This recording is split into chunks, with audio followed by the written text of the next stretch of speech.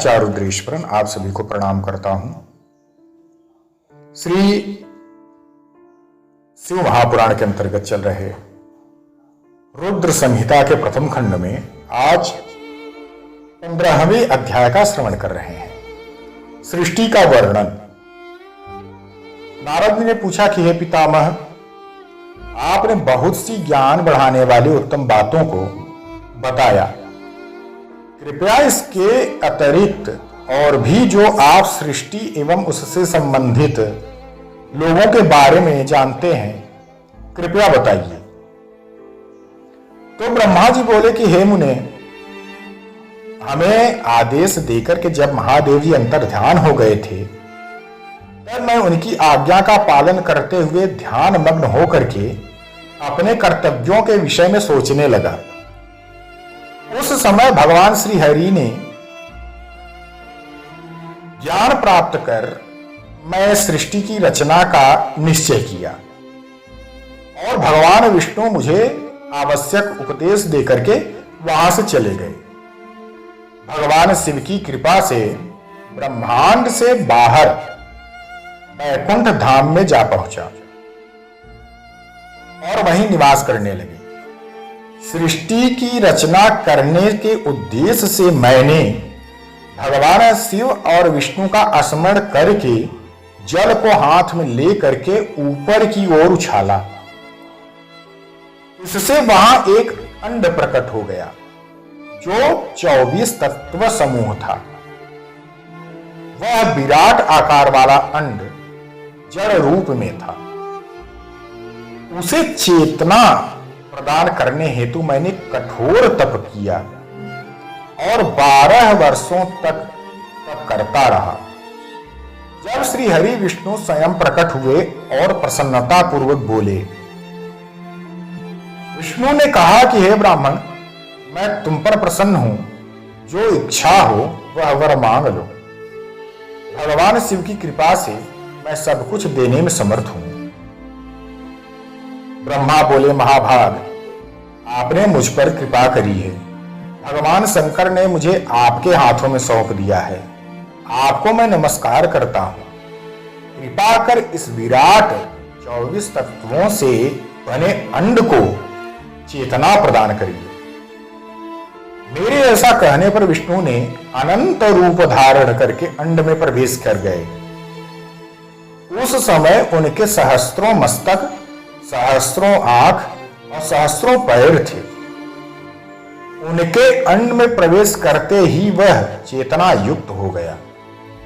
पाताल से सत्यलोक तक अंड के रूप में वहां विष्णु भगवान विराजने लगे। अंड में विराजमान होने के कारण विष्णु जी वैराज पुरुष कहलाए। पंचमुख महादेव ने अपने निवास हेतु कैलाश नगर का निर्माण किया।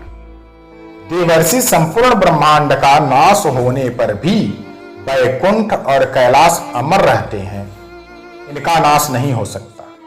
महादेव की आज्ञा से ही मुझ में सृष्टि की रचना करने की इच्छा उत्पन्न हुई। अनजाने में ही मुझसे तमोगुणी सृष्टि की उत्पत्ति हुई, जिसे अविद्या पंचक कहते हैं। उसके पश्चात भगवान शिव को आज्ञा से स्थावर संज्ञक जो वृक्ष हैं, जिसे पहला सर्ग कहते हैं, इनका निर्माण हुआ, परंतु पुरुषार्थ का साधक नहीं था यह। अतः दूसरा सर्ग यकस्त्रोता प्रकट हुआ। यह दुखों से भरा हुआ था। तब ब्रह्मा जी द्वारा ऊर्ध्वस्त्रोता नामक तीसरे सर्ग की रचना की गई। यह सात्विक सर्ग देव सर्ग के नाम से प्रसिद्ध हो गया। यह सर्ग सत्यवादी तथा परम सुखदायक है। इसकी रचना के उपरांत मैंने पुनः शिव चिंतन आरंभ कर दिया। एक रजोगुणी सृष्टि का आरंभ हुआ जो अर्वाक स्त्रोता नाम से विख्यात हुआ। इसके बाद मैंने 5 विकृत सृष्टि और 3 प्राकृतिक सर्गों को जन्म दिया। पहला महत्व, दूसरा भूतों और तीसरा वैकारिक सर्ग है। इसके अलावा 5 विकृत सर्ग है। दोनों को मिला करके सब 8 सर्ग हैं। 9वां कौमार सर्ग है, जिससे सनत सनंदन कुमार की रचना हुई है। सनत और मेरे 4 मानस पुत्र जो ब्रह्मा के समान ही हैं, वे महान व्रत का पालन करने वाले हैं। वे संसार से विमुख एवं बहुत बड़े ज्ञानी हैं। उनका मन शिव चिंतन में ही लगा रहता है। मुनि नारद, मेरी आज्ञा पाकर के भी उन्होंने सृष्टि के कार्य में मन नहीं लगाया, जिससे मुझे क्रोध प्रवेश हो गया। और तब भगवान विष्णु ने मुझे समझाया और भगवान शिव की तपस्या करने के लिए कहा। मेरी घोर तपस्या से मेरी भौहें और नाक में मध्य भाग से महेश्वर की 3 मूर्तियों का प्राकट्य हुआ, जो पूर्णांश सर्वेश्वर एवं दया सागर थे। भगवान शिव का अर्धनारीश्वर स्वरूप प्रकट हुआ। जन्म मरण से रहित परम तेजस्वी सर्वज्ञ नीलकंठ साक्षात उमा बल्लभ भगवान महादेव के साक्षात दर्शन कर मैं धन्य हो गया। मैंने भक्ति भाव से उन्हें प्रणाम किया और उन्हें प्रसन्न करने के लिए स्तुति करने लगा। तब मैंने जीवों की रचना की